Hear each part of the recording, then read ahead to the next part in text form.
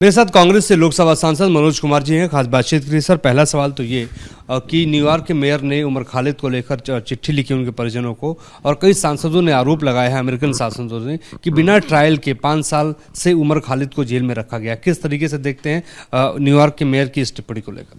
देखिए, न्यूयॉर्क के जो मेयर हैं जिन्होंने जो टिप्पणी किया है, अगर आप देखिएगा, अच्छा आप बताइए कि किसी व्यक्ति को आप उठा करके 5 साल जेल में रख दीजिए बिना ट्रायल का, और यदि वो प्रूवन गिल्टी नहीं है, यदि दोषी नहीं है और वो 5 साल से जेल में है, तो मैं आपसे भी, चूंकि आप भी भारत देश के नागरिक हैं, मीडिया हैं, हमारे लोकतंत्र के स्तंभ है, आप भी विचार करिए क्या सही है, क्या उसके साथ में इंसाफ हुआ, क्या उसके साथ में न्याय हुआ।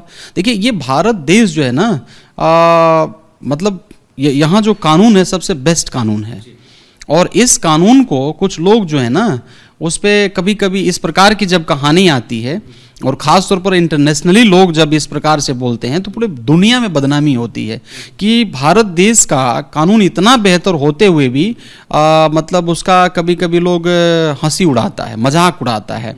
देखिए, आप किसी को भी, अच्छा उस व्यक्ति को उमर खालिद के बारे में जो बात कर रहे हैं, उस व्यक्ति का क्या होगा जो 5 साल से जेल में है, और अभी तक आपने ट्रायल नहीं चलाया, अभी तक आपने ये प्रूफ नहीं किया कि वो व्यक्ति मतलब गिल्टी है, प्रूवन गिल्टी है, तो तब मतलब 5 साल तो उसका बीत गया।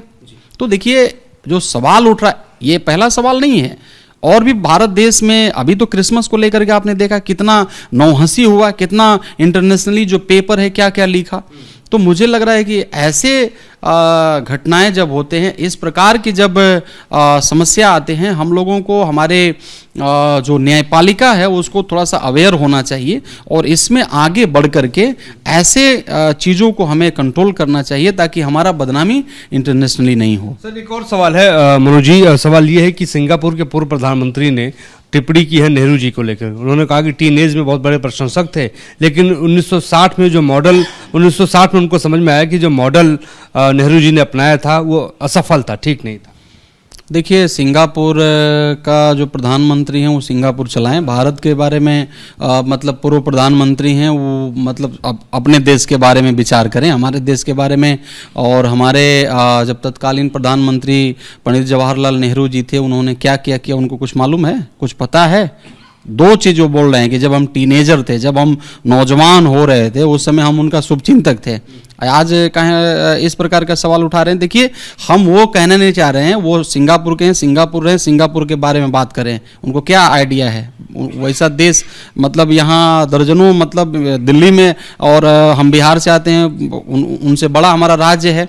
इस देश को जो स्ट्रक्चर आदरणीय हमारे पंडित जवाहरलाल नेहरू जी ने जो दिया है, जो उन्होंने IIT का स्ट्रक्चर दिया, जो उन्होंने एम्स का स्ट्रक्चर दिया, जो उन्होंने भारत देश जब आज़ाद हुआ उसके बाद जो स्ट्रक्चर बनाया भारत देश का, और बहुत सारा भाषा, बहुत सारा धर्म, बहुत सारा जाति को एक संविधान जो मिला भारत देश को, और उसके ऊपर में आज अरबों लोगों को जो चल रहे हैं हम लोग, ये उनका देन है। उनको कुछ आइडिया नहीं है। अगर वो टीनेजर में शुभचिंतक थे तो वो टाइम उनके लिए अच्छा था।